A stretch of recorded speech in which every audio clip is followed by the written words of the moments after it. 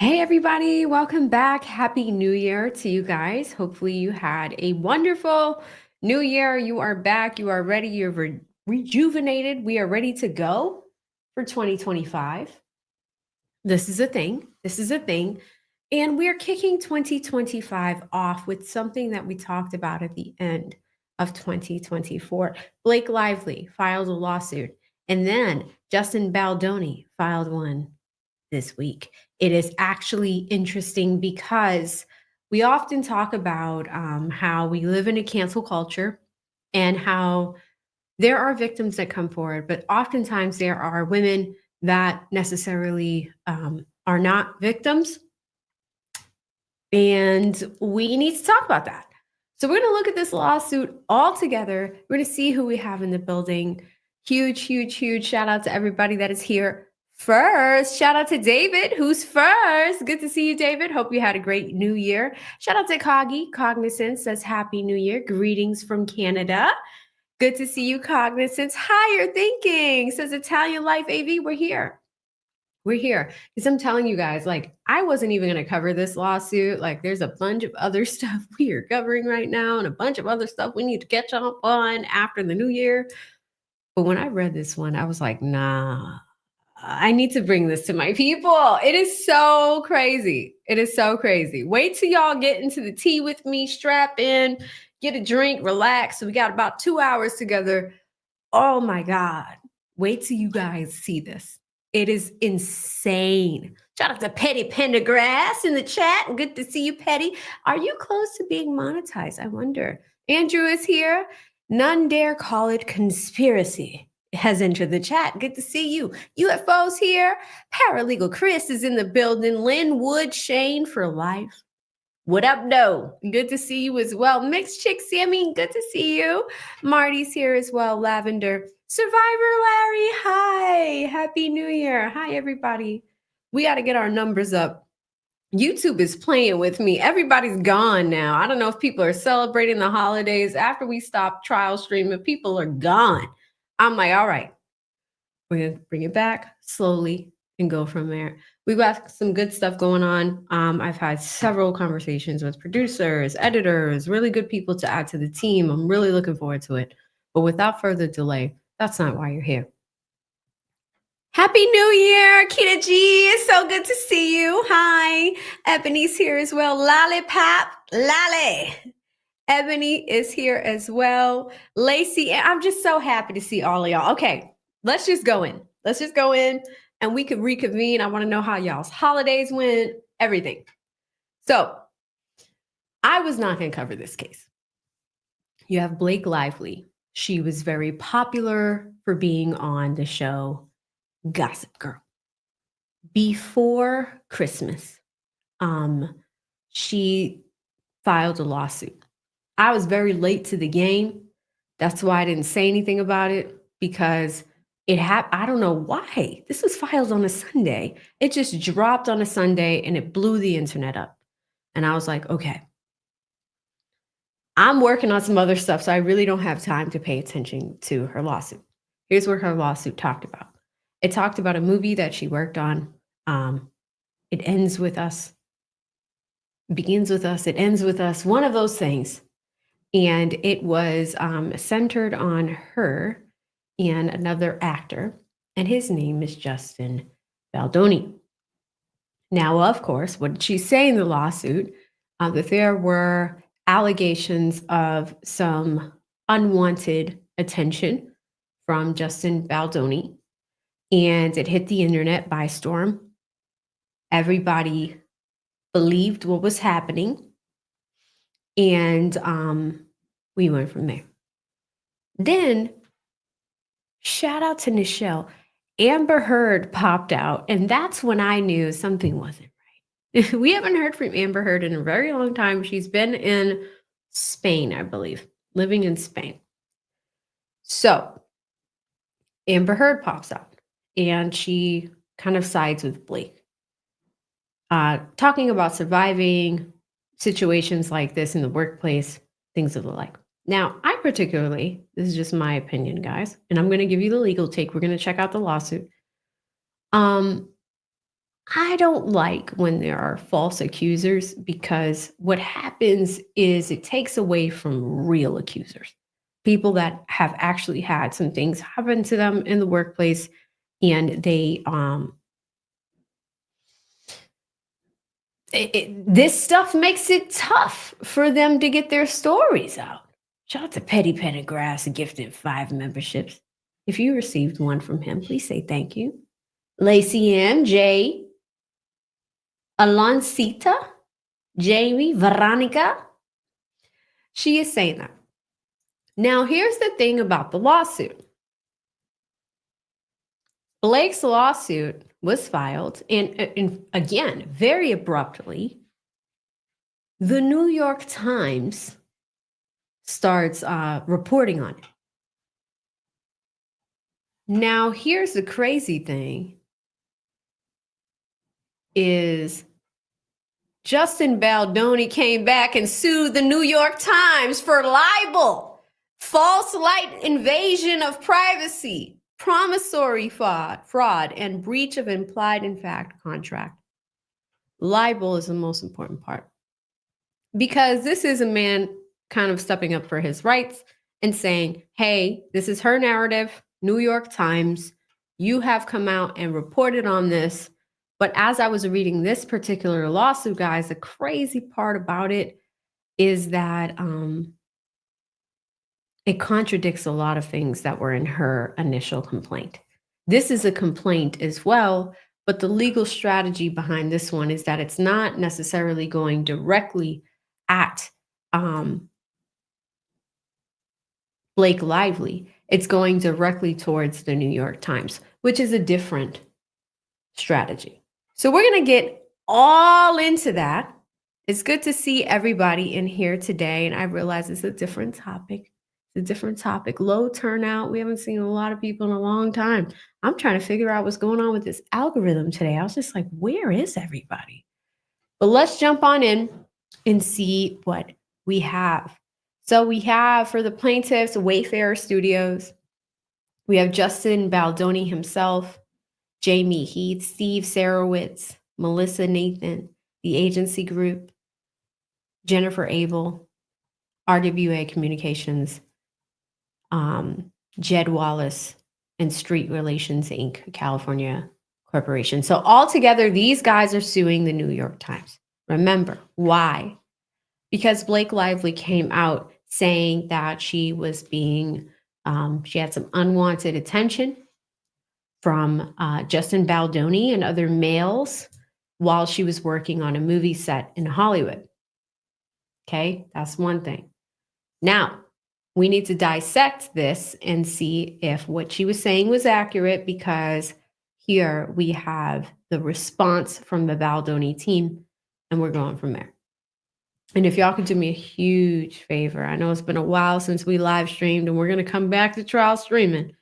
But if you could do me a huge favor and type, not even type, just hit the like button for me, because the algorithm is like, ma'am, yeah, you used to be one of the top streamers in America. Not today. The algorithm is playing with your girl. So if y'all could hit the like button, that would be fantastic. Let's go. So we talked about the plaintiffs. Let's talk about the tea. It's always in the intro and the facts. So 946 just happened, December 20th, 2024. A reporter named Megan requested plaintiff's response to an intimate 4,000-word bombshell story concerning their alleged orchestration of a smear campaign targeting Blake Lively, reported in response to Lively's disclosure of concerns about the working environment on the set of It Ends With Us, the film. And so, remember, this came out through the New York Times. That's what we're reading. The film's production company, Wayfarer, its principals, Baldoni and Heath, and its public relations representatives, Nathan and Abel, were asked to provide an on-the-record comment to notify the Times of any inaccuracies by noon the next day on December 21st.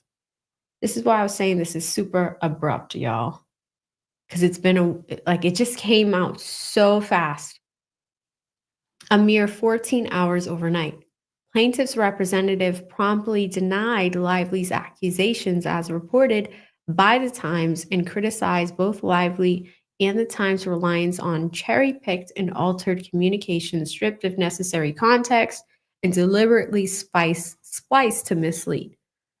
So what's happening here is they are basically saying, okay, although this came out, what we need to consider is that the article was put together to deliberately mislead people. It doesn't include all the text messages. It doesn't include all of the things that they're accusing this man of.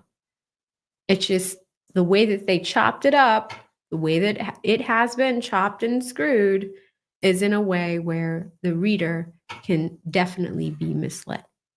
Let's keep going. Despite its claim to have reviewed these along with other documents, the Times relied almost entirely on Lively's unverified and self-serving narrative, lifting it nearly verbatim while disregarding an abundance of evidence that contradicted her claims and exposed her to true motives. But the Times did not care. Given the breadth of the article and the coordinated drop, it is readily apparent that the Times had been quietly working in concert with Lively's team for weeks or months. This is very, very different from what she said in her lawsuit.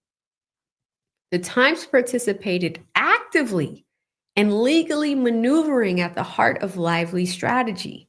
Notably, Lively chose not to file a lawsuit against Baldoni, Wayfarer, or any of the plaintiffs, a choice that spared her from the scrutiny of the discovery process, including answering questions under oath and producing her communications. This decision was no accident. First, her administrative complaint is rife with blatant falsehoods and egregious representations that would have subjected her to dismissal, if not sanctions. Second, pursuing normal legal action would have derailed her true objective and orchestrated campaign to rehabilitate her public image. So that's the other thing. It is said that Blake Lively had a smear campaign against her, and she was trying to rehabilitate her public image as she was going through this, right? Instead, Lively filed a request for a right to sue letter with the California Civil Rights Department, a procedural formality that does not require pleadings, remains confidential unless leaked, as it was here, and crucially does not subject the complainant to discovery. While such a letter can precede a lawsuit, it is clear that litigation was never her ultimate goal. Her real intention was to weaponize the appearance of legitimacy conferred by a numbered legal document to launch salacious, headline-grabbing allegations and reshape her public persona at the expense of the plaintiffs. So they're like, hey, Blake Lively came to you guys, New York Times, but why did she come to you guys? She came to you to launch this story deliberately, to smear the guy, to smear the gentleman. Like, that's what it is. Lively found willing allies at the New York Times, which uncritically embraced her CRD complaint as fact and disregarded the plaintiff's empathetic objections, without even waiting for the response deadline of noon on December 21st of 2024. The Times rushed to publish its inflammatory article, "We Can Bury Anyone," inside a Hollywood smear machine. Ooh! At 10:11 a.m., nearly 2 hours early before the deadline. This brazen disregard for journalistic integrity and fairness resulted in an article rife with inaccuracies, misrepresentations, and omissions. In an era where public trust in media has reached a historic low and legacy outlets are increasingly criticized as biased and agenda-driven, the Times has chosen to double down on sensationalism and oversimplified narratives. Rather than striving for accuracy and balance, it has prioritized hollow signaling over substantive reporting, further eroding its credibility and exacerbating the very mistrust it claims to combat. The article's central thesis, encapsulated in a defamatory headline designed to immediately mislead the reader, is that the plaintiff orchestrated a retaliatory public relations campaign against Lively for speaking out about sexual harassment, a premise that is categorically false and easily disproven. If the Times truly reviewed the thousands of private communications it claimed to have obtained, its reporters would have been uncontrovertibly, it would have seen, oh my God, I cannot speak today. It would have seen evidence that was Lively, not the plaintiffs, who engaged in a calculated smear campaign. The complete communications demonstrate beyond question that the plaintiffs had no intention of destroying or burying Lively through aggressive tactics. On the contrary, Baldoni consistently expressed his desire to avoid harming Lively and protect the film, but also recognize a legitimate need for public relations protection in light of Lively's false and damaging claims. So the thing about this particular lawsuit is that Baldoni is contradicting some of the claims because Lively included text messages. This man included his own version of those text messages, which we saw in the New York Times article were redacted. So they had pieces of the text messages, but not the entire text message thread that was included in her lawsuit. So instead of going at her, he is now coming to the New York Times because they're responsible for publishing it, and they included these things. Now, when we go through this document, we're going to see a lot of redlining here. And that red line includes what was excluded from the New York Times side. So these are going to be a series of emails and text messages. Let's go over here where we see the first text message on the left-hand side. It says, "Good morning. Sharing with you a perfect example of why we don't use bots. I wouldn't even worry to think that they've hired a team as nothing to find. B, they hired an awful team, which I've sent to our guy to track and pull so we have evidence of it. This below should answer everybody's questions on what a bot team looks like when every single comment suddenly skews in favor of in a nonsensical way." So they say, at least sprinkle them in. She needs to fire her bot team. Justin Circle says, can we say somehow that we are not doing any of this? It looks like we are trying to take her down. This is important because this is showing you that Justin was not trying to be malicious here.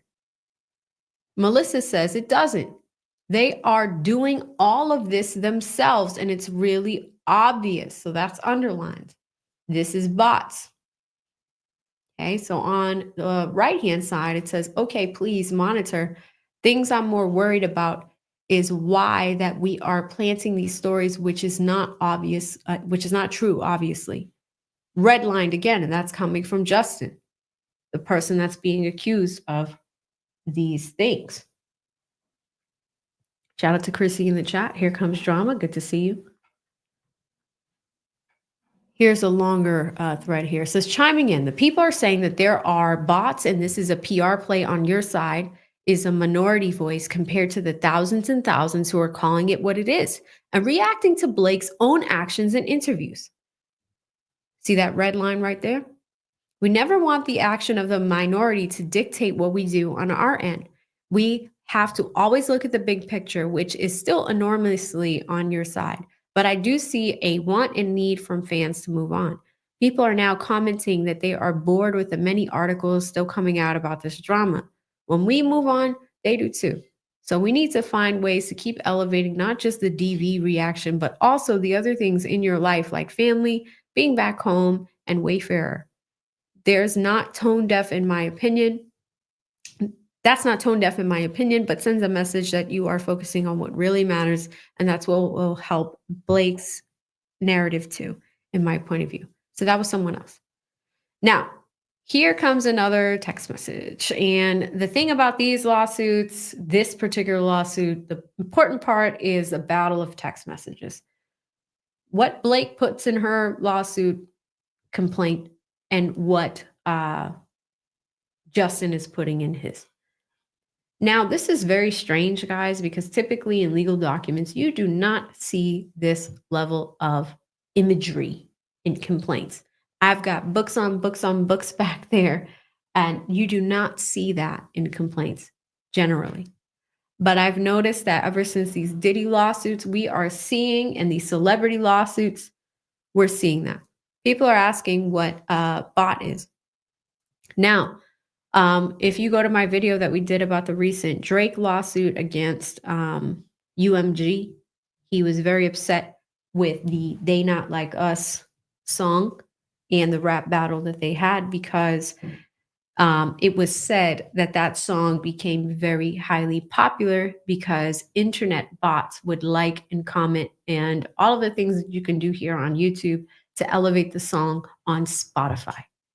So a bot is not a real username on the internet. It's actually a computer system that sends out multiple fake usernames, and they're not real people. It's not a real user. It is a computer, right? That's what a bot is. Let's check out this text message. So we have a tag team. It says JBPR without JB. Justin Baldoni's PR team. So Hollywood Reporter comes out with an article, says it ends with us. Sony chief praises Blake Lively for advancing the conversation around domestic violence. Somebody responds and says, they messaged me 5 minutes before this went up. Tag team. Another article comes up from page 6, says Blake Lively was really impatient on It Ends With Us, set as drama rumors swirl. Tension was so obvious. Jamie here says, so glad Blake was praised. They underline that. Let her get a win. It would be nice to have a Sony executive praise Justin. Okay, they took a few people out of the conversation. Let's see what they say here. The article is predicted on Lively's CRD complaint, which references text exchanges between Nathan and Abel as reported evidence that Nathan planted a negative story in the Daily Mail titled, Is Blake Lively Set to Be Canceled? Lively's portrayal is categorically false, misleading, and devoid of factual basis, yet knowingly endorsed by the New York Times, which claimed to have reviewed thousands of pages of text messages and emails. The smear campaign hinges on the August 16 text exchange in which Nathan allegedly shared a link to this article with Abel. The text exchange shows Abel responded, wow, followed by, you really outdid yourself with this one. To which Nathan allegedly replied, that's why you hired me, right? I'm the best. These messages constitute the entirety of the purported evidence underlying the allegation of the smear campaign orchestrated on behalf of Baldoni. That's actually big because here's what's happening. Blake Lively is just like, hey, Justin Baldoni is purposely using his PR team as a smear campaign. They want to drag me in the mud. That's what they're saying. And a huge shout out to the mixed chick. I believe she's gifted a few memberships. Let me see if I can. I know that Petty Pendergrass gifted 5. Miss Crotty Shetty, thank you so much for the super sticker. And Mixed Chick gifted 10 membership. If you received one of those memberships, please say thank you to her. She's such a sweetheart. And thank you so much to Here Comes Drama as well for supporting the Chatterhood. Now, with that being said, it actually shows that we are looking at a situation of crying wolf, right? We know that Amber Heard was out here kind of doing something similar, and a lot of people are calling Blake Lively Amber Heard 2.0, which we are going to dive into. Was this smear campaign real? Let's keep going. Now, the beautiful thing about this lawsuit that I liked that Justin and team did is this is the original text message. You see these green arrows on the right-hand side? This is what was included in the New York Times article. So they showed that screenshot. They included this upside down smiley face and they included this text from Melissa and Nathan. Now, what the New York Times did not do is they didn't show the bottom of the text message. They cut that out. And it says, heading to the airport, there's a drive through the jungle that there's going to be no reception for around 24 hours. Joke, 45 minutes. Jen says, I'm sorry, you being off the line for 45 minutes was not included in the scope, unacceptable. So it looks like, some of this text message was excluded from what the New York Times posted to the world. The Times, however, was aware that these text messages were altered and selectively edited, enabling both Lively and her team and the Times to propagate a false smear campaign narrative designed to destroy the plaintiffs. Specifically, in the immediate preceding text exchange on August 16th, Nathan forwarded a screenshot of a message from a reporter informing her, for the first time, of the Daily Mail article. In response, Nathan wrote, "Damn, this is not fair because it's also not me," followed by, "Everything now looks like it's me," conclusively refuting her involvement in the creation or dissemination of the article. So Melissa, Nathan, here we go. Somebody says canceled.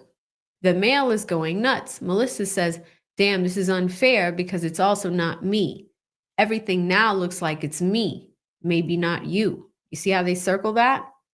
The New York Times excluded that entire text message. And here's the thing, if they have thousands of pages of text messages, then they have everything. If you're being selective, you're not telling us, the public, the court of public opinion, the full story. You're removing things. Now let's go to this picture. They did include this picture here, which looks like it is the red carpet. Further evidence of the time completely arises from its apparent endorsement of the criminal alteration of those text messages by Lively. Oh, they called it criminal. After Nathan forwarded a screenshot of the article, Abel responded with, "You really outdid yourself with this piece," with an upside down smiley face, adding an upside down smiley face to indicate the sarcastic nature of her message. The upside down emoji is commonly used to convey irony, sarcasm, joking, or a sense of goofiness or silliness. What do you guys think the upside down smiley face means? When I used to use it, I don't use it very often. When I used to use it, I did it to get on somebody's nerves. Like, because they knew that, it was generally like a smile, but like when it was upside down, it was like I meant it, but I didn't mean it, or I was being funny. I don't know. What do you guys use the upside down smiley face for? Sorry, doesn't know who these people are. Listen, Justin Baldoni. I mean, I'll be honest, guys. I knew of Blake Lively because of Gossip Girl, but this story, for some reason, is blowing up on the internet. It ain't blowing up here for some reason. Shout out to a few of you guys who are talking about what y'all use it for. Stace Face says sarcasm. CRST says it's a sassy emoji. Kagi says sarcasm. Nichelle says, I use it when I'm being shady or messy. Yeah. Petty says, it's being petty for me. Well, we know. We know. Ebony says, I never know what the upside down emoji meant until now. And Black says he uses it for fun. And this is the thing. It's weird because this is a lawsuit. And they're trying to say that this emoji is commonly used to convey irony, sarcasm, joking, or a sense of goofiness or silliness. Is that common? Is it? All right. So then this is how lawsuits are getting messy in 2025, y'all. And we're going to come back tomorrow on a Diddy stream. I just didn't have time to do it today. This is what the complaint says. This is on the left-hand side. Notice that it is a little bit dressed up. On the left-hand side, this is what Blake Lively's complaint looks like, and she talks about these text messages. Now, the truth is on the right-hand side, and this is what's in Justin's version of events. He put this group chat in from his PR team. Do you notice how they cut a lot of stuff out? So from the New York Times, they dressed it up, they put this lawsuit out, and look, it's missing a lot of text messages that were on the same thread. And I'm actually really happy that I didn't bring this to you guys because I almost did a stream on it. I'm happy that I didn't, because now that we can see the side by side comparison and we see what's not included in it, where you have a screenshot from the phone, nothing excluded, you can see that there. Craziness. Craziness. So it shows the green arrows on the right of what was included, and then you see the big red arrow on the bottom of what was taken out. And they label it all down here. In Lively's complaint, she deliberately excluded not all the preceding screenshot of the text exchange, disproving Nathan's involvement in the story, but also the upside down emoji, which fundamentally alters the sarcastic tone of her message and misleads the reader into interpreting her response as serious. This omitted context is critical as it demonstrates that the subsequent message in the exchange was similarly intended as sarcasm, including Nathan's statement, "That's why you hired me, right? I'm the best." Further review of the text message exchange, also included from both Lively CRD and the Times article, shows that Abel and Nathan were engaging in a sarcastic and joking manner, as evidenced by the use of haha, the haha tap back reaction. When we read in full, the exchange reveals that Nathan and Abel engaging in a facetious juvenile banter, not conspiring against Lively. The Times relied on Lively's complaint and based solely on the exchange intentionally duped readers. Ooh, they duped readers into believing that Baldoni orchestrated a smear campaign. And he's saying he didn't do that, purportedly using Nathan and Abel, these two women, as his accomplices. Indeed, the Times, like Lively, misrepresented these communications to support its salacious and unfounded smear campaign narrative. This calculated distortion underscores the article's lack of credibility and its reliance on sensationalism over substantive truth. Any negative press about Lively was unequivocally a consequence of her own actions. Even the Times itself acknowledged Lively's public missteps in an August 17th article titled, "It Ends With Us, the Press Tour Drama Explained." Okay, tell us more. In it, a reporter observed Lively's promotion of the movie has included a push for her new hairline. Oh, that's what she wanted. Lively's promotion of the movie has included a push for her new hair care line, discussion of clothes in a movie, and response to questions about abuse, which have been criticized as shallow and tone deaf. Baldoni, by contrast, has emphasized the importance of raising awareness of DV and providing resources for those in similar situations. Interesting. Oh, is there a TMZ text in here too? Let's get the T. Reporter says Lively's little bump taunt felt like a bullet. TMZ says LMFAO. We interviewed her too. Let me find. That interview fucked her.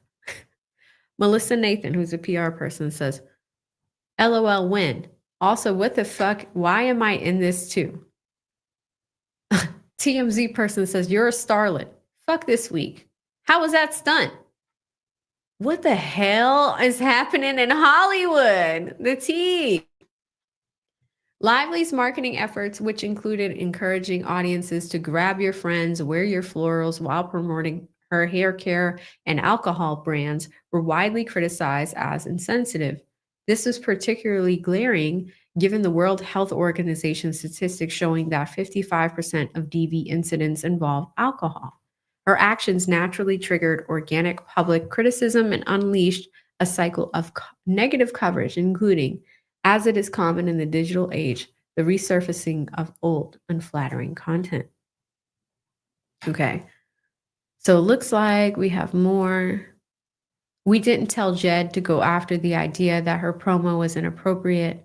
That happened organically because people saw the actual movie and were like, wait, This is a movie about domestic violence. They wore florals too. Zoe sent me on this Saturday and goes, "This is a crazy way to market this movie." Oh, so she got natural negative press, it looks like. And the PR team, Justin's PR team is like, come on, we had nothing to do with that.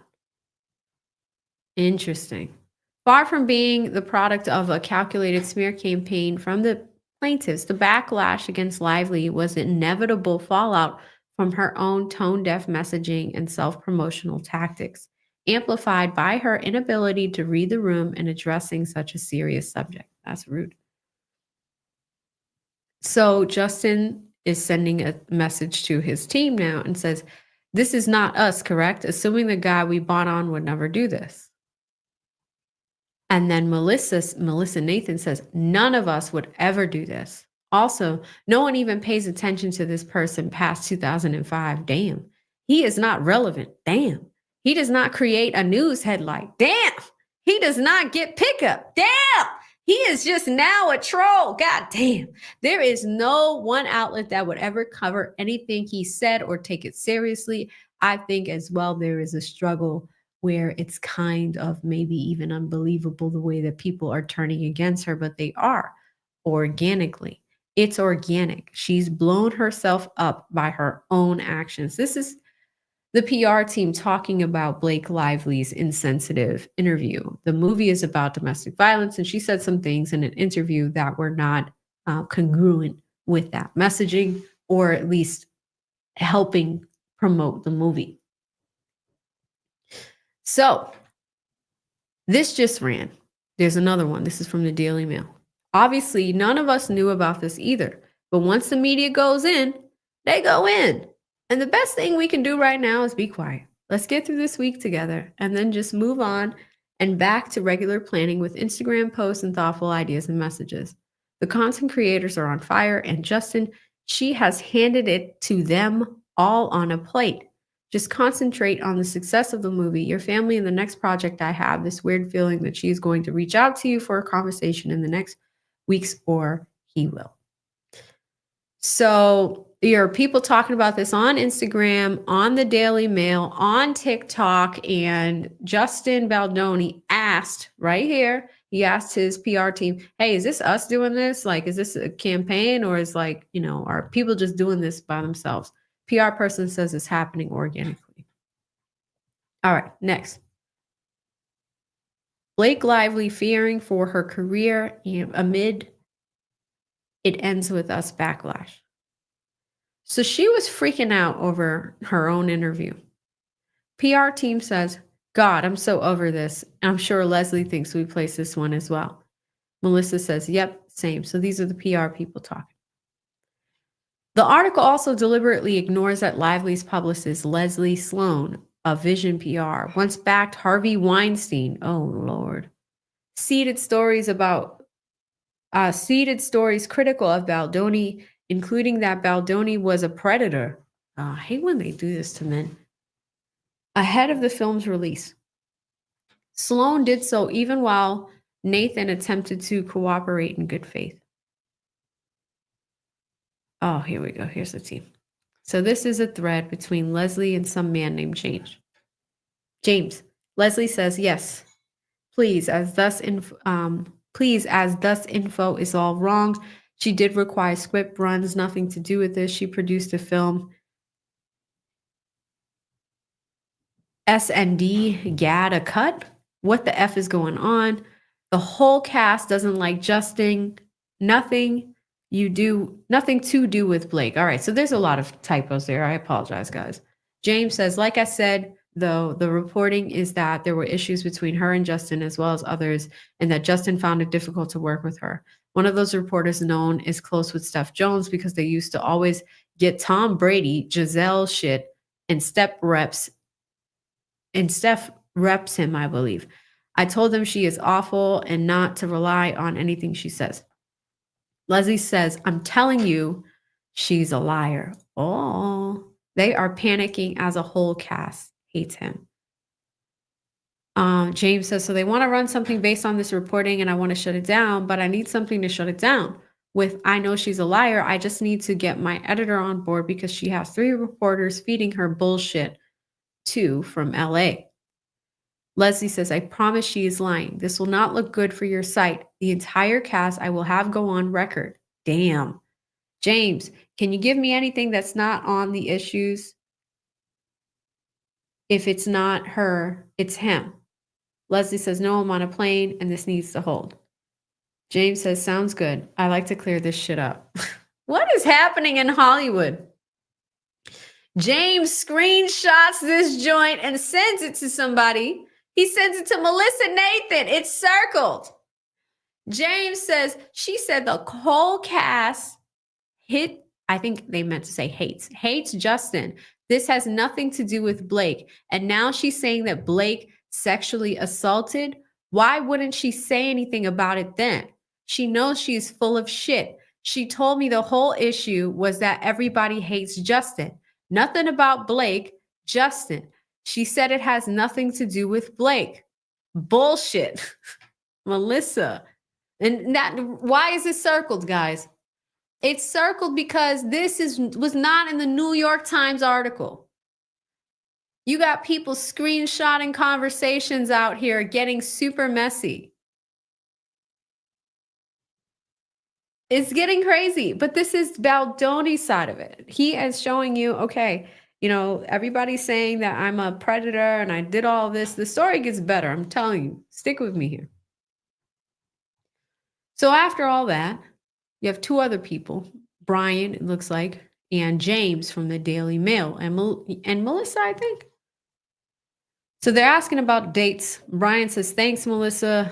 Brian Friedman, I really appreciated James. James from the Daily Mail says, Brian, it will be easier to send you a screen recording of our conversation, which I scrolled through slowly in the conversation. You can see that Leslie bashes Melissa, trying to get me to say that Melissa was planting stories and bad-mouthing Blake.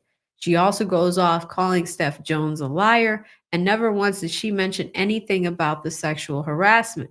Here is a screenshot recording. Oh my God, they recorded everything.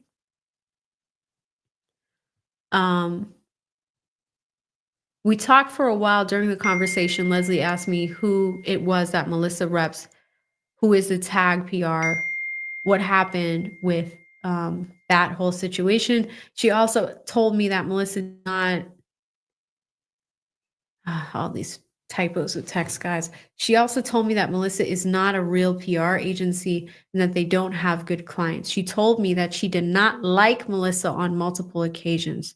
She told us to blank, who does not work with us anymore. She also asked us about Steph Jones, who she was, what she said, what she did, where she works, I don't know. This is all messy. She called her a liar too in text messages. Okay, getting focused. Also, she has a history of lying. Everything in red, guys, is what was left out of the article. This is a clear example. She gave information on the story about and the real person that he got off stage during a performance. She gave me the info. We printed the info. Blank didn't like it. So she comes back and says the following. So some of that's not included.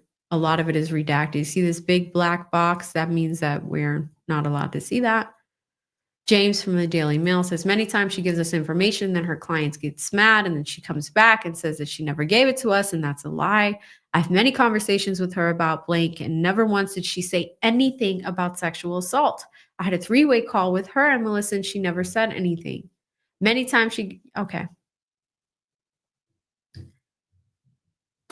I had many conversations with her about Blake. She never said anything about sexual assault. I had a 3-way conversation. So they underlined that. I hope this helps in some way. If nothing else, it shows she doesn't like Melissa, and she tried numerous times to get me to say that Melissa was planting stories about Melissa and bad-mouthing Blake after I told her countless times. It was not the case. She kept going. This person says, I'll call your boss. She's a piece of work. So Hollywood is getting real. TMZ comes back in and says, I figured I got some video from May 17th of Blake and Justin on set in Hoboken. They are in an animated conversation, so wanted to see if they would give any background or context. Between us, the video isn't really great, mostly doing it because of all the speculation about the feud. Melissa says it's not even between us, at least. TMZ, here we go. TMZ with a T. People's story about Justin is false about the cast and crew hating him. We are told the cast and crew find Justin to be a nice guy. Doesn't take as harsh of sides behind the scenes as it's being reported. At this point, we're told it's being milked for publicity. Justin's over it. It really was creative difference between Blake and Justin, but wasn't as bad as being reported. Blake's huge ego, etc., is the reporting. Ooh, so TMZ is just like, hey, it's Blake. It's not Justin Baldoni. TMZ says people stories out. Okay, all of that's still there. That's Melissa says, I'm in a hurricane in PR. TMZ, are you okay? Okay, she says, I just ate a poke bowl. All right. So it looks like she's asking for sources here on that. My God, this thing gets so big and complicated. Next, we are told cast and crew find Justin to be a nice guy. Okay, we have the poke bowl. Melissa says you have sources. BL Camp keeps thinking it's us placing. Blake Lively's camp thinks that it's us placing these articles out there, and we are doing F all. Doing it all. I think that's what she means. TMZ says yes, on production, we have a producer working overtime and spoke to people on production and post. Wait till I tell you the whole story. We are legit saying source says it's all Blake's ego. So TMZ is like, this is coming from Blake's side. Like these allegations, everything that she's saying, you guys are talking about the cast and the crew. It seems like that story is not true. Then this person, I think it's still Melissa, she says, you have no idea. You think you do. You do not. In my whole career, I've never come across this situation. TMZ says, but why aren't people saying the real story if known? Can I call you back? Leslie, they are liking the city. Good for you. I know you're friends with Melissa. James says, yeah, we are. Leslie says, I'm not paid to take people down. I'm honest. James says, she really hasn't done anything literally anti-Blake. So this looks like a lot of text messages where they're like, Blake is not really doing anything wrong here. She told me the same thing that she told you, which is she said that Blake's backlash is organic. Leslie says it's not. She did nothing. But help me get a movie, make tons of money. Justin makes tons. She was kind of off promoting it as if she was a Barbie. It's just based on things that she said directly. Statement from TMZ. This is an email. August of this year. It looks like, hello, I'm a reporter at TMZ and I'm reaching out to get a statement regarding some information. We are being told that at least 3 HR complaints were filed against Justin Baldoni on the set of It Ends With Us. We wanted to see if the complaints were investigated and what the results were. Thank you. TMZ inquired. Reporter, a source close to the set says that they don't know of an investigation, but there was an intervention. We heard that there were multiple HR complaints from the cast and crew, starting with the first day of production. Wayfarer is the studio. It's unclear if Wayfarer performed an investigation into the claims against themselves. Separately, we are aware that there was an intervention with Justin Baldoni midway through the production based on the pattern of inappropriate behavior by him towards the cast and crew. Off record, the only complaint, which not confirmed, is if it was an official HR complaint, was a guy up for a gig on the crew complained that the younger guy who got it did so because of ageism. All right, so that was their HR complaint, ageism. There was investigation and found no wrongdoing. There are no other complaints, especially no other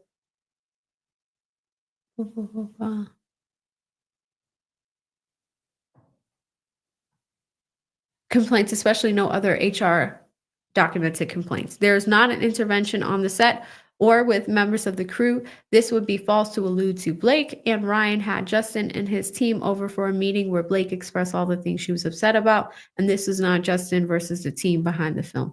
It was his team versus Blake and Ryan, more of a contentious meeting. The way it reads now reads as if it was a proper intervention with cast and crew. Not true. Reporter says, thank you. I just sent it to him. I'll keep you posted. It's an email for Wayfarer Omni Legal to reach out. So TMZ is doing their proper footwork to make sure, let's make sure this thing is accurate. Let's make sure it has legs. Like, we're not going to go out and report on this like the New York Times did without doing our proper footwork. So we have all of that. Okay, I'm going to go to the red section so that way we can just get through this faster. Next, it says, I've told everyone to not speak with think, plant seed, even speak to one reporter, even on background. Ooh, Melissa Nathan. All right, so we're skipping through that. To assert the plaintiff's orchestrated and premeditated smear campaign is to disregard objective evidence that unequivocally contradicts such claims. Even a cursory investigation by the Times would have exposed the baseless nature of Lively's allegations and the lack of factual support for her narrative. The most troubling, however, is the Times' deliberate omission of a critical player in this manufactured controversy, Stephanie Jones. Once Baldoni and Wayfarer's trusted public relations representative, Jones not only had the intimate access to the communication strategy and crisis management surrounding the film, but also played a pivotal role in leaking private communication cited in the article. Her betrayal, driven by a quid pro quo arrangement with Lively, appears aimed at shielding herself while aligning with Lively to curry favor and secure future opportunities. All right, so it looks like we have some more emails. Stephanie is like talking about how they fix things. Give us a call. Please ignore. All right, we're skipping that. The Times compounded its journalistic failures by uncritically advancing Lively's unsubstantiated claims of sexual harassment against Heath and Baldoni. For example, in the article, based in Lively's CRD complaint, sensationally alleges that Mr. Heath had shown Lively a video of his naked wife. What? Lively CRD complaint even labeling the footage as porn. This claim is patently absurd. The video in question was a non-pornographic recording of Heath's wife and a baby during a home birth. Oh my God. A deeply personal one with no sexual overtone. To distort this benign event into an act of sexual misconduct is outrageous and embellic of the lengths to which Lively and her collaborators are willing to go to defame the plaintiffs. All right, this is a problem. So there's a picture in here. I'm just letting you guys know because I'm going to scroll up. I've seen it. So in Blake Lively's complaint, they talked about, advances against women on the set of this movie and how it didn't make people feel comfortable. And if that's true, fine. But they're also saying that Heath here was showing, like, he was running around with his phone and he's showing people porn on his phone. Do you know what the alleged porn was? His wife giving birth is a picture of the baby. Like, look at it. I mean, there's the baby and there's a mother and father and there's a home birth. How is this considered? I don't know. Stop it, YT Johnson. Some birthing videos. If you guys think that this photo is inappropriate, please put a 1 in the chat. And if you think no, it's not inappropriate, put a 2 in the chat. If somebody's just like, look, I just had a baby. Look, here's a birthing photo. I mean, I can understand how this can be evasive to some people. I don't know. Y'all let me know in the chat. Thank you, Full Drinking. Val says 2. I mean, does this appear to be inappropriate? Like it's porn? Hey, Quiet Storm, Jamila, Oreos and Cookies, Lady Autumn Sky. Yes, Crypto, that is correct. Aquarius, most of you guys are saying 2s. Apparently, she was running around saying that that was inappropriate and was not okay.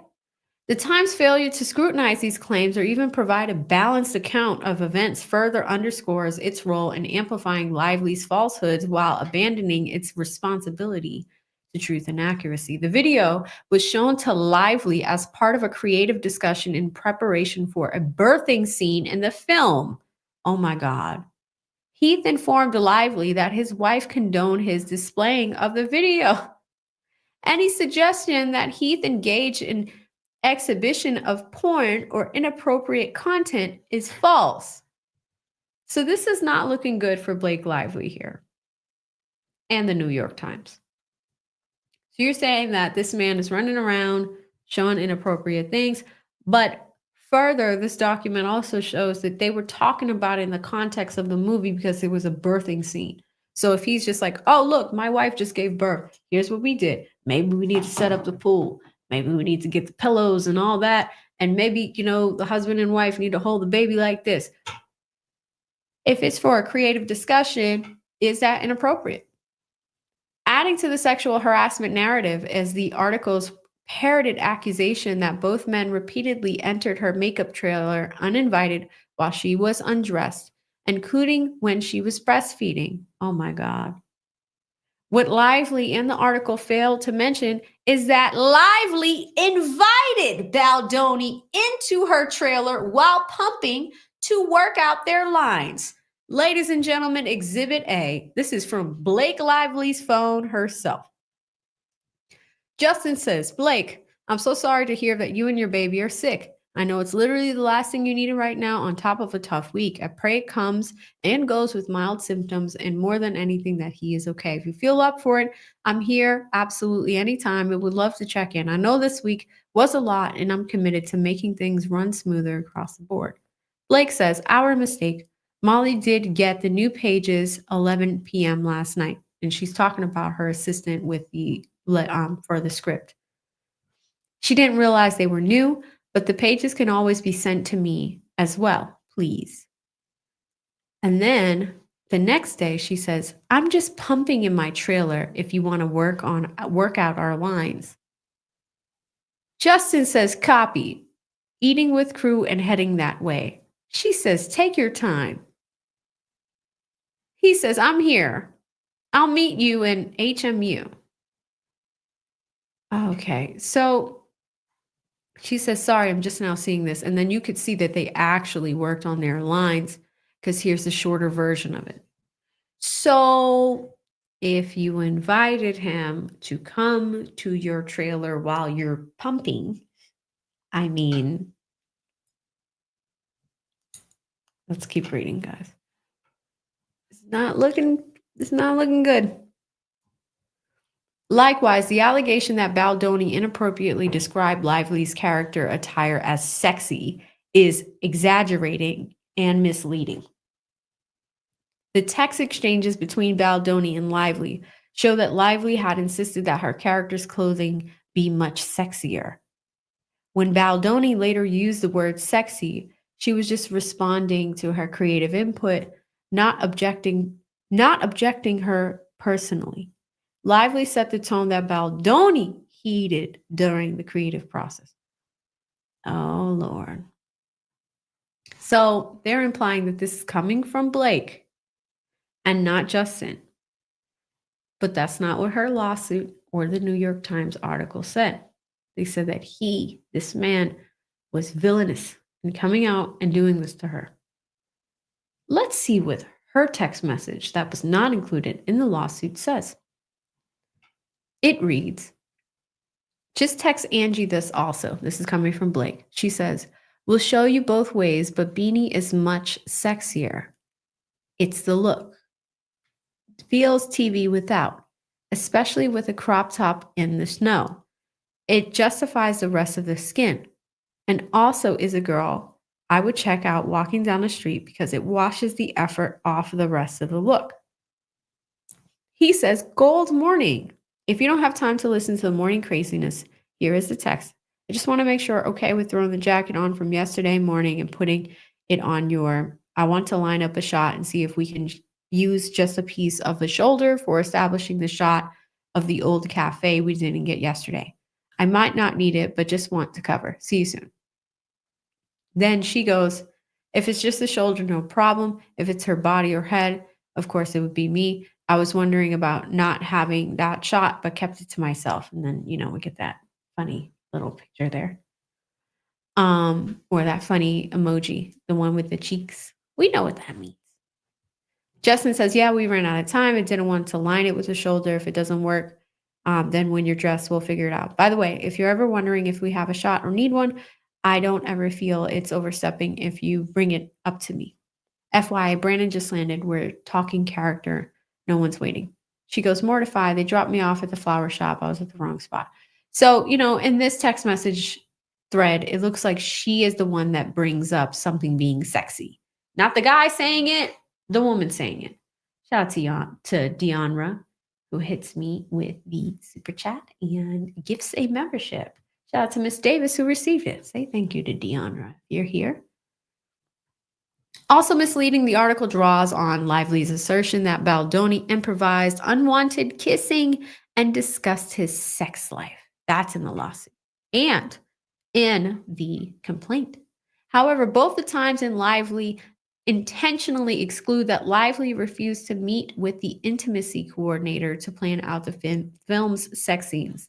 Baldoni, in turn, was forced to meet with the intimacy coordinator alone and relay any suggestions to Lively separately.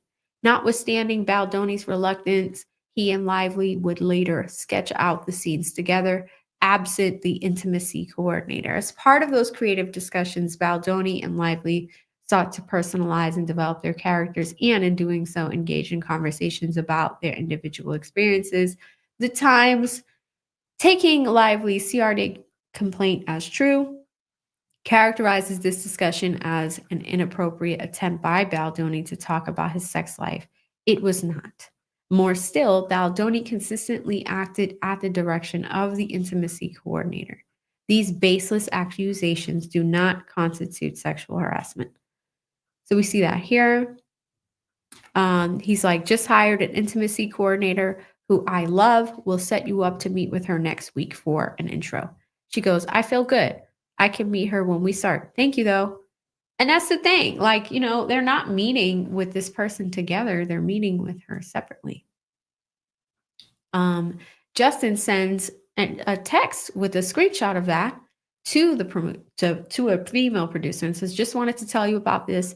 Seems like she doesn't want to meet with the coordinator until we start, which may mess up the workflow, but I can still meet with her, of course. And then the producer says, that's fine. If she doesn't want to meet with her now, you just have to walk her through what you and coordinator are thinking. So that's it. Despite her efforts to craft a distorted narrative, the Times fails to address a glaring contradiction in Lively's complaint. After the execution of the protections for return to production agreement in November of 23, Lively herself acknowledges that the film was completely marketed and released safely and successfully, while Wayfarer, Baldoni, and Heath disagreed that her rationale for requesting the document, many of its provisions were already standard practice. They chose to comply for the sake of the film and ensure Lively's comfort. Crucially, Lively concedes that neither Baldoni nor Heath engaged in any harassing behavior following the agreement. Furthermore, she admits that her stated concerns were addressed at the time.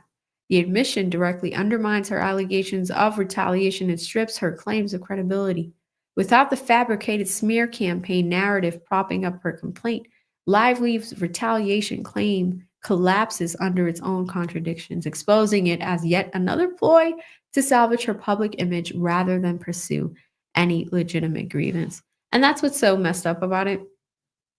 Again, if there's real victims out there that are going through stuff and people are, kind of sprinkling in allegations that are not factual, that are not true, allegedly, because we don't know. This is just complaints on both sides. It still needs to be answers. At the end of the day, we really need to see what happened here. It looks like we have some super, super contradictory stories. The fact that Lively embarked on the hostile takeover of the production, strong-arming Sony into blessing her with ultimate control, And there you have it, ladies and gentlemen.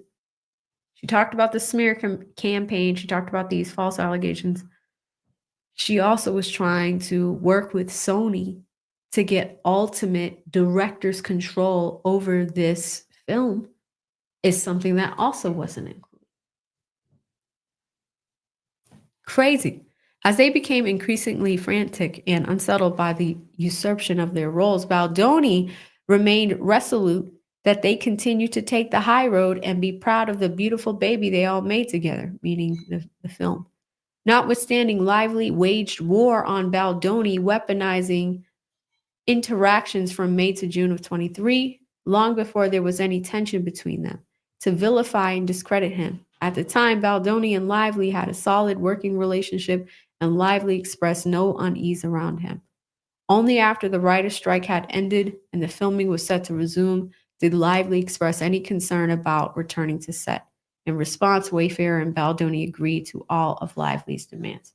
So here's the other thing. Like, nobody knew that behind the scenes, because that wasn't in the article, that wasn't in the complaint, that the whole time Justin Baldoni and Heath were the directors of the film. Blake went around them to try to work with Sony to overtake their jobs. It's crazy. Nobody talks about this part of it, though. So here's some texts. This is from Justin to editor 2. Says, just curious if you guys have peeked at her cut and if anything has changed. Editor says, I have been just told that we are not permitted to look. Justin knew and says, ha ha, wow. When did that happen? Editor 1 says, as per Sony. Editor 2 says, this evening through such and such person. Justin says, wow, okay then. The editors and director isn't allowed to look at an actress cut. Got it. Well, here we go. We will keep taking the high road. This text message right here is what's blowing the internet up right now. Because people are like, all right, is it really a smear campaign? Were these men harassing you? Or were you working with Sony to take control over the production of this film? The editors and directors can't look at edits per Sony. You guys see how this is starting to get dark? To suggest that, as the Times does, that the plaintiffs engage in dark arts to destroy Lively's reputation is to ignore that Lively had a long-standing reputational challenges and that the plaintiff's public relations efforts were rudimentary, above board, and entirely defensive. The Times willingly omits any meaningful discussion of the true source of the tension between Lively and plaintiffs, which was Lively's brazen and calculated effort to I cannot talk today. I'm sorry. It's late, guys. She was trying to take over the film. Let's just say that. Here's the tag team. So this is now Melissa Nathan, who is on his PR team. Somebody says, like, come on, we had nothing to do with that. And then Melissa says, this is crazy. She doesn't have a good reputation. All of this is organic stuff from real people making TikToks, not bots. Exactly. It was just comments. I'd be like, oops, but it's not. So this is another Daily Mail article. It says Blake Lively is slammed over how she styled younger actress. Oh, interesting. But basically the comment section of that was real people and not bots. Her reputation is taking a hit. Going to the red section. Thanks for checking in. I've sat in with it, and I think the best path forward spiritually is what's best for the movie is that I suck it up and let her in. I've sent a message request that it start on the 18th, and we would just let her in until she leaves, and then her cuts and updates throughout the process. I'll let you guys know what she says. Thanks for being an awesome dream team. So Justin comes back, even though he knows that Sony is not allowing them to do certain things, and he is allowing her to come on in and make her edits and her cuts and give her a seat at the table. Over on the right-hand side, it says, we made a beautiful baby together. The baby might not grow up tone exactly who we thought, but it's still beautiful. And that's what I'm holding on to. Very proud of us. That's what he's saying to the editing team. Editor 1 says, wow, I can't say I'm shocked because I was hoping that you were going to be able to let us beat you down. And it sounds like you have achieved that. And yes, the movie we handed her was so good that even if it's been screwed with, the base work will shine through. The last I heard, this is the red on the right, the last I heard was that she was was putting back a fair amount of our version, just not sure what that entailed or to what extent. I guess we'll find out. The Times assertion that the plaintiffs orchestrated a campaign to tarnish Lively's reputation blatantly disregards her bizarre behavior at the time and misrepresents plaintiffs' actions, which were modest, transparent, and purely defensive. The article entirely sidesteps the real source of conflict between Lively and the plaintiffs, Lively's calculated and audacious attempt to seize control of the film. That's what this is all about. Justin's got a text here that says she's kicked me out officially from the film now. She's finishing it all. I can't be involved. Music, sound, vision effects, everything. I'll make it through somehow. I just need to feel it all. Wow, that's crazy. So it looks like Justin's story is coming out. That Blake Lively is alleging that she, had all these things done to her, but at the end of the day, he got cut out of the film that he was directing. Crazy. Notably absent from the Times narrative is Lively's insistence on obtaining editing privileges and demanding her own version of the film, a departure from industry standards. Even more egregiously, Lively leveraged her promotional commitments to pressure for the release of her cut. Evidence of Baldoni's efforts to accommodate Lively's demands, including a series of text exchanges with editors who were later replaced by Lively in favor of her husband's editor, underscores the extreme lengths Baldoni went in order to preserve the film's integrity. The Times' willful omission of these critical details not only distorts the truth, but also perpetuates a false narrative that conveniently absolves Lively from her own culpability and unraveling of professional relationships and upheaval surrounding the film. Crazy, y'all. Look at all these text messages. Dream Team, Blake wants to know when you can be there next week. Let's go to the red parts. Editor 2. I want Blake to feel like she's getting what she wants so we can move on from this need of hers. Justin says, for the record, she's been getting what she wants this entire movie. And she's getting to edit, which is what she wants. Let's remember that. Interesting. Editor 2, the whole movie? Justin, yep, hers. Editor 1, wow. Justin, was supposed to be ours and then I was uninvited. Whole thing is pretty cruel and intense. Editor 1, unfucking believable. Justin responds and says, I love you both. And editor 2 says, oh, I'm sorry, Justin. Damn, this is terrible. Editor 1 says, I just hope you love or at least stomach the cut that is going out to the world. Justin says, haven't seen it yet. Can't yet. So from the article, Lively's demand for an unearned producer credit and coveted PGA mark, a demand that Wayfair and Baldoni were forced to concede under duress. Ooh, there's a PGA letter right there. It's kind of blurry, so I'm not going to read that.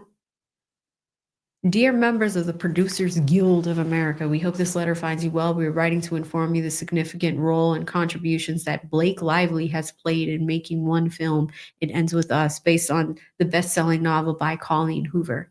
This film is meant a great deal both personally to our company, Wayfair Studios, as we optioned the property nearly 5 years ago. As such, we've been directly involved in overseeing every step of the development.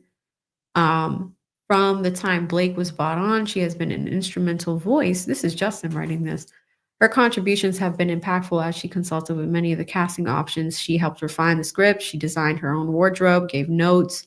She contributed to production design, set decoration, and an influence on how many scenes were shot. Blake has been very involved in the post process as well. She's had an active role in the edit, the sound mix, and has made decision on the music selections and score. She also continues to find creative ways to promote the film so that it can achieve success. Since contractually she began the movie with a credit, our submission to the PGA did not include her as a named producer. Wow. But we feel her contributions have warranted a revised credit and consideration for a PGA mark. So why did y'all send that? Moreover, the article fails to address that Baldoni was systematically sidelined from marketing his own film. From the very beginning, Baldoni has insisted on marketing the film with a focus on DV and its survivors, a message that was integral to the film's purpose, yet Lively drastically limited his input and deliberately steered the promotional campaign away from the societal message, further undermining Baldoni's role. Lively initially refused to permit his attendance at the film's premiere. Only after significant pressure did she reluctantly agree to allow Baldoni and Wayfarer team to attend, but under humiliating conditions. Ooh. The Wayfarer team and their families, including Baldoni and Heath, were segregated from the main cast. Oh, man. Barred from the exclusive after party. Oh, man. And forced to organize their own event at an additional cost. Oh my God. You see this, Kelly Kell? So she gets this deal with Sony to get like creative control over the film. And when it's time for an award show or the premiere, these people that have worked very hard and were the original folks to produce and edit the film were not allowed to sit with the cast, and they could not attend the after party. They had to organize their own. That is crazy. Baldoni's participation on the red carpet was cut short. His family and friends were confined to a makeshift holding area in the basement before being escorted to a separate theater after Lively's departure. After she left, not only had Lively stolen the film, but she also robbed Baldoni and his team of any genuine opportunity to celebrate their hard work. This is so messy. He says here, Jen says, but nothing can get through to this film would be successful. She is already promoted heavily. So if she backs away now, it looks worse on her. And you just focus on the bigger picture of how this film is going to change the game for you in the studio. Jen is saying this to Justin. Justin says, just find ways to keep me busy when she gets everyone together. Obviously, if the whole cast is making content together, that's her trying to clue people onto there being an issue. Everything she does is calculated, yet also manic. Oh my God. Attempting to rewrite history, and like I'm not the only one who developed this and spent 5 years trying to make it. I'm like, there's an issue with me. It's just mean, hurtful, and she knows exactly what she's doing. See, the thing is Justin saw, we have evidence of Justin talking to a bunch of people about what's been happening behind the scenes. And he's being pretty nice about it. Y'all see that? Crazy. Got some more red over here. Editor 1 says, damn, then just take care of yourself. If Blake is so determined to handle the marketing on the movie, then just let her. Looks like he's sick. Infection in his sign. On the right-hand side, Justin says, the amount of women who feel seen, that's reaching people all over the world. That men are remembering that their own traumas and having conversations with their partners. That's why we did this, and it worked. Still the dream team. Yeah, because you guys got to remember the entire movie is about domestic violence. And if a man is leading the charge and creating awareness on this, it's actually a pretty good thing. Editor 2 says, incredible, the best news. Exactly, that's the most important thing. Justin, long story, but we won't be in the same room. I was asked not to even come to the premiere. Oh, God. Well, if you decide to change your mind last minute, let me know and let's figure it out together. I'm going to be there, and that's just different timing, holding areas and theaters and all the things you can imagine. It's still our film. Editor 2 says, it would be very hard for me to sit and watch the final film for the first time at the premiere. Just cheer us on. our names come up, sending all the loves. The editors didn't even go. They told Justin they weren't going. And then Justin says, "Yeah, I haven't seen it either." Crazy. When Wayfair and Baldoni hired Lively to appear in the film, they did not anticipate that she would execute a hostile takeover for the entire project. Lively's cynical abuse of harassment allegations to assert unilateral control over every aspect of the production was both strategic and manipulative. Simultaneously, her public image suffered as a result of a series of high profile blunders, which she tried to deflect by blaming plaintiffs for the public's prying interest into the fallables of an A-list celebrity. This is nothing but an excuse. Fame is a double-edged sword, but Lively's tactics here are unconscionable. Alongside the times she orchestrated a malicious attack on the reputations, careers, and personal lives of plaintiffs, subjecting them to public humiliation, threats, and vitriol. The lawsuit seeks to hold the Times accountable for its role in the defamation campaign, but plaintiffs are not done. There are bad actors involved. And make no mistake, this will not be the last lawsuit. Oh! Burn! Oh my God. Crazy. So we have the death threat. This is here. Oh, there's another message from Melissa Nathan here. These are death threats that went to her. All right, that's the opening of this lawsuit. Do y'all see how crazy it gets? These are the parties. I don't really go through that with y'all. Jurisdiction and venue are proper. We talk about the facts to all causes of action. Lively uses unsubstantiated claims to bully Wayfair and Baldoni in an effort to take over the film. A lot of people didn't know that. It really gives us like a Amber Heard vibe, right? Like Amber Heard and Johnny Depp, that whole thing happened, but like at the end of the day, court of public opinion at least thought that Amber Heard was lying about the allegations that she made about Johnny Depp. Lively takes over wardrobe. It looks like she took over that at one point.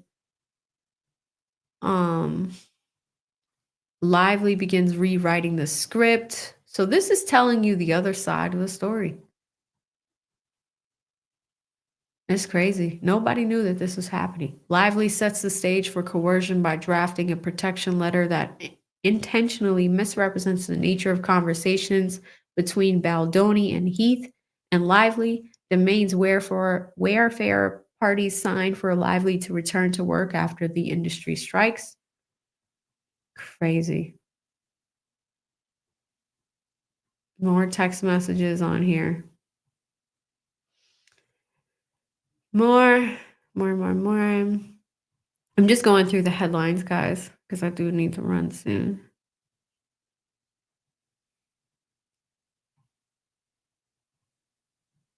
Lively takes over editing, fires the film's editor and composer, and creates her own version of the film at Wayfair's expense, while the rightful director continues to edit his cut of the film. Oh my gosh. What is Blake Lively up to? Lively demands a producer credit and an undeserved PGA mark, which I don't understand why he wrote that letter. The letter that we just read, guys, he wrote it. Interesting. Lively's successful bullying tactics resulted in Baldoni's exile from his own film. That is crazy. And, this is an 87-page document. That's why I'm skipping through it. Baldoni forced to hire crisis public relations to combat Lively's negative press push. Yeah, because they were beefing. It was all over the internet. Let's look at this one. Nope, I read that to y'all at the beginning. And that's when everybody's like, she is a liar. This is just got dirty. It really did. It really did. And again, this is what we saw at the beginning. This is the article that came out probably 2 weeks ago. On the left-hand side, this is Blake Lively's lawsuit, and notice that a lot of the text messages were not completed. They were not in its entirety. So what you see on the right-hand side is complete text messages. What you see on the left is doctored text messages that were included in that lawsuit, or at least her complaint.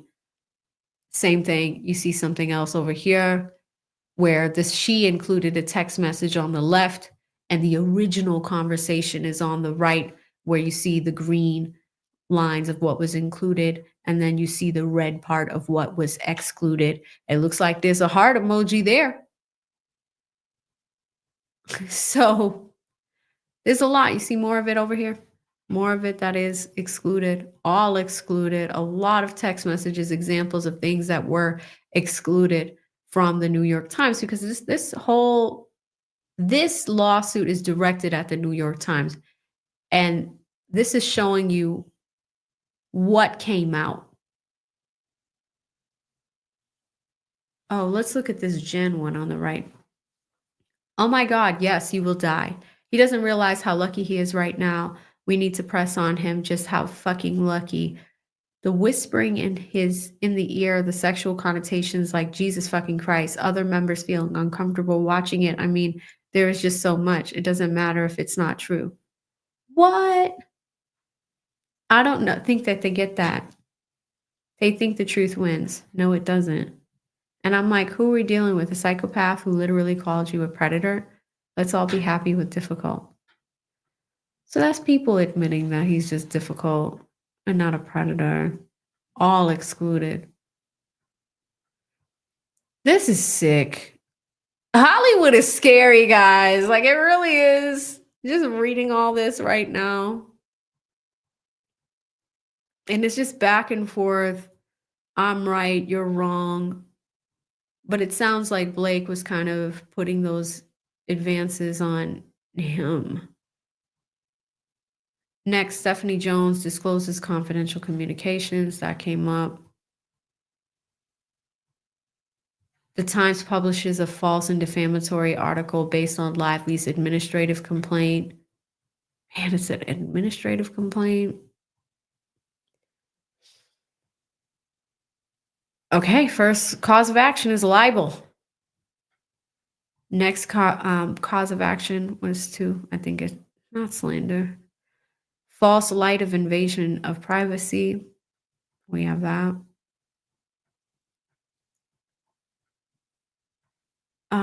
Third cause of action, promissory fraud. And then the fourth cause of action, breach of implied in fact contract. That is an 87-page lawsuit, y'all. I'm tired. Wow. I mean, after reading all of that, Holly Weird is crazy. Huge shout out to all the people that supported today's stream. It's been a while since we streamed. I'm trying to change the way that the algorithm works with me, because we have not been trial streaming every day like we used to. So it's just like, who are you, AV? What do you do again? The algorithm is like, I don't remember you. So huge shout out to Petty Pendergrass gifting those memberships. Miss Crow T Shetty with the $2 super sticker. Mixed Chick Sammy with the $10 with the 10 gifted memberships. Full drink and a half. Think it's slopped in. Says Happy New Year, Mama. Peace, bliss, and prosperity. Right back to you. Full drink and a half thinking. D was in here, gifted a membership, dropped a $2 super. And Kelly Kell with the 5 that says, is it bad that I can't get worked up over this? This is the first vid I'm watching about it, though. I just can't feel bad. Here for the AV, though. For sure, for sure. Thank you so much, Kelly Kell. I did get your Venmo earlier. A few of you guys hit me up over here. Want to shout out the first Cash App of 2025 comes from E. Capone with a 5. He says, Feliz Noviano. Happy New Year to you guys. If you're popping in a little bit later, hope you guys all had a wonderful holiday season. And I do believe I saw Kelly Kell with the 10. I will answer your question, but thank you so much, Kelly Kell, with the 10. Awesome. All right, y'all. I'm gonna pop on out of here. Shout out to For Always Forever for Life. Been a member for 6 months. Says Happy New Year. Enjoy your new year. You guys too. We're gonna and shout out to Jamila as well, who's in here with a super sticker. I know we missed trial streaming, y'all. If y'all want me to go back to Karen Reed, I will. It's a rewatch. It's not gonna be live. It's about 30 days of a trial. But if y'all want something to do, we can totally do that. I've got a lot of other content that we're working on. But if you do want us to do a trial stream, that is coming. We do have the case down in Georgia on, I think it's January 18th. That is the next live trial that I have my eyes on. Brian Steele is representing the prosecutor in the Ahmaud Arbery case. The prosecutor did do some shady things. So, we're going to see what's happening, but that is coming soon.